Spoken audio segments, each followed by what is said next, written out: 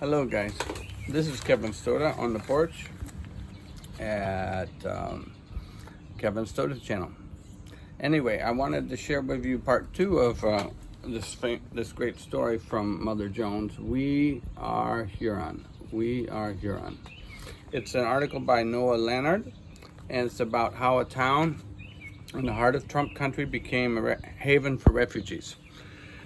When we last stopped, we'd explained to you that Karen were refugees from Burma who'd come in massive numbers to other countries over the decades. Burma, the Burmese people had been promised territory by the British for fighting the Japanese during World War II. They were not given their own territory. Instead, Britain created this country called Myanmar with many parts fighting each other. So the longest civil war in modern history ran until 2012 in Burma, and a lot of Karen refugees came to the United States, and this story settles them in the town of Huron, South Dakota. If you haven't seen the first part of this episode, I suggest you watch that first and get to know about the Karen. I first got to know about the Karen, as I said, through Burmese Buddhist relief in Japan, and I also learned, met Karen myself, and other groups I know in the United States who've worked with Karen are Jubilee Partners in Georgia. They are mostly Christians in a Burmese country and persecuted. Let me go ahead and take up where we left off. If you had gone to last spring before the quarantine, you'd gone to the schools in Huron, you would have seen kids from Thailand, Cambodia, Malaysia, Vietnam, Puerto Rico, Guatemala, etc. But I'm going to go ahead and start with the story of the Karen right now. No place, of course, is a blissful chorus.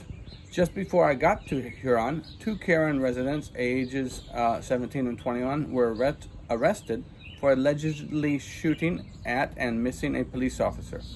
A white Huron man responded to the news on Facebook by writing about immigrants, "Get them out of our state and our country," in capital letters. But on a platform not known for moderation and restraint, the vast majority of commenters made no mention of the suspect's ethnicity. Mayor Paul Lazard said none of the people who called him about the shooting brought up immigration. I'd come to Huron in January to observe its 10th annual celebration of the Karen New Year.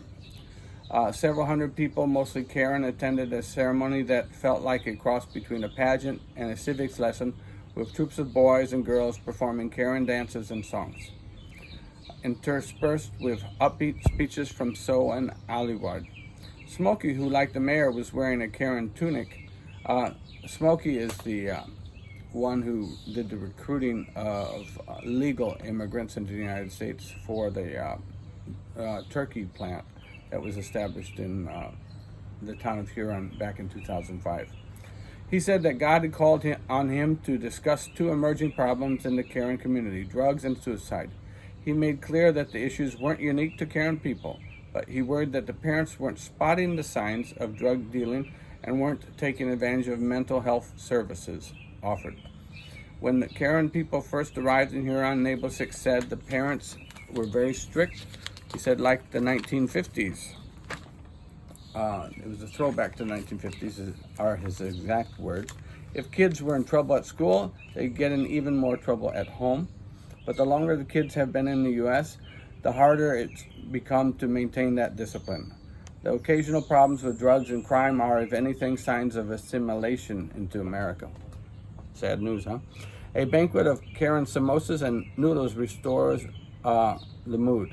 The food was prepared with the white attendees' spice-averse palates in mind, but there were also McDonald's burgers stacked on the tables just in case. Smokey had introduced me to the crowd during his speech, and an older white woman stopped by to chat. She intimated that she had been opposed to the immigration at first, but had eventually come around to it. She left before I had a chance to ask her why. In 2012, the Burmese government reached a ceasefire with Karen separatists, ending a 63-year civil war. The number of Karen refugees arriving in the United States has plummeted in the last decade, falling from 12,500 in 2008 to 1,658 last year. There is no longer a steady stream of Karen people for Smokey to bring in, and many of the original recruits have moved on to jobs at other local businesses. At the turkey plant, I spoke with Oscar Luke, the man Smokey is grooming to replace him when Smokey retires in a few years. Luke, a Panamanian who came to the United States to play college baseball, said he couldn't blame young Americans for not wanting to work in meatpacking. It's repetitive and gory work.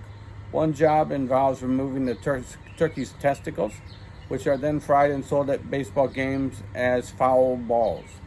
A recent Dakota Provisions job announcement began kill, first shift only, will be operating gas chambers. We'll hang turkeys on line and keep production line going. Today, there are people from across the world following in Karen's path. In 2000, just one person moved to Beadle County from abroad or from Puerto Rico. In 2018, 499 did. Smokey has turned his attention to places like Vietnam and Cambodia, where he recently went on a recruiting trip. His goal is to bring over families using a visa that provides green cards for up to 10,000 unskilled workers annually. His approach is unusual in an industry that has often relied on unauthorized workers from Mexico and Central America. Although local leaders don't mention it as much, there is a large Latino population in Huron too. 28% of the kids in Huron schools are Latino, while 21% are Asian now. Latinos are an essential part of the local community, but a less visible, organized presence than the Karen. As refugees, Karen people quickly got green cards. Some Latinos are professionals like Luke, but others have no choice but to remain undocumented under the current situation in America. Attention is not always helpful, and the Karen Association lacks a Latino counterpart. At the high school, a young woman I'll call Florencia told me in Spanish that she'd come to the United States in 2016 from a 500-person Guatemalan village where many lacked electricity and running water. After the crossing the border alone, she joined a cousin in Huron and was now at 21 in her last semester of high school. She'd gained a potential path to citizenship through marrying a Puerto Rican man, and they had a 9-month-old daughter. Many others who cross the border do not have that option. They can work without authorization, but the open life led by Karen refugees is out of reach for many.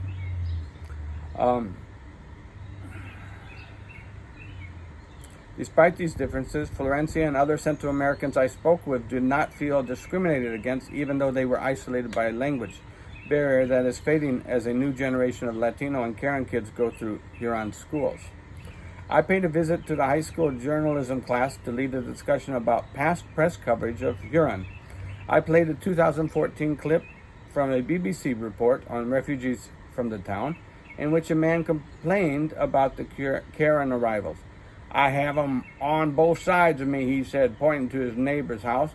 "I've actually seen them slay a hog in the backyard. This is a retirement community."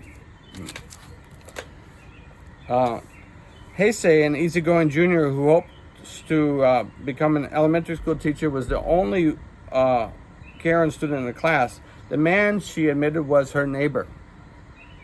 Whoops. As the class wrapped up, a senior named Bethany brought up a quote from a 2005 Argus Leader article that stated that Huron had a choice. It could accept immigrants or fade away. "I think that was the generation before us," she said. "That was their choice. It wasn't our choice, and they chose to accept and move forward and not to decline." She continued, "Now it's our generation's choice to choose to integrate, to combine what we have and combine forces and then keep growing. We don't want to flatline at the acceptance." Flatline, of course, stay the same, or I guess decline. The next night, young Karen bands played covers of Creedence Clearwater Revival and Guns N' Roses on stage where the New Year's celebration had taken place. I spotted the older woman who'd approached me after Smokey's speech a few nights before. She told me her name was Emma. She was 80 and away from the music. She explained that her views on immigration had been reshaped by two Karen girls who visited her church group about 5 years ago. Emma brought them over. One was Ku Klay Shi, an energetic junior. The other was Heisei, whom I met in the journalism class. I apologize to Say for putting her on the spot with the video of her neighbor. We had a misunderstanding with our neighbors, but it's all right, she said. She noted that the man was wrong to call the police on them for slaughtering a hog. We were just skinning him. The police didn't care. Neither of the girls had known their grandparents, and Emma had become an improbable stand-in. They called her Grandma Emma. She called them Hershey and Cookie. She's watched us grow up, Say said. She's given us a lot of advice. Relationship advice, Say explained. Religious advice. How to be young ladies, Emma said. When they wanted to learn how to bake, Emma taught them. They made her Karen food, but she couldn't handle the heat. They laughed as they described other cultural divides. White people let the apples on their trees go to waste. They went to all-you-can-eat buffets and didn't eat that much. Kids at high school didn't always get the blunt Karen sense of humor. They'd say, "You're kind of ugly today." Karen students might tell each other. The difference could make it hard to be friends with the classmates they sometimes call English. Say and she found themselves caught between their peers and their parents who worked in the meatpacking plant. Both girls knew they'd never be able to handle that kind of work. If we were there just for an hour, she said, we'd collapse. Her mom and dad came home with backaches, but the girls weren't exactly sure what their parents did all day. Neither had ever set foot in the plants. She said that she had hoped to go someday, but just as a visitor. Yep. This is a good story from America. It's the Huron story, and Huron, South Dakota, and it's set in Trump country. And I would like to know other people in Trump countries around the United States that they should defend immigrants too, as many in that community have. If you're going to have any kind of America, it has to be about immigration. Our whole history has been about immigration. The door was shut on immigration in 1920 when there was a major, immigration to the United States, when there was a major pandemic, the polio pandemic in 1916, and then in 1918, the what they call the Spanish flu or influenza outbreak. They use that as an excuse. Now we've got the situation where the border was closed before this all happened, and we really need to begin finally, after 20, 30 years of fighting about immigration, to integrate people, or let them integrate. That includes the illegal Spanish people in this article. I ask you to reflect on this and get involved in your community to see if you can help support change in a positive way. This is Kevin Stoda on the porch, hoping you're having a good day.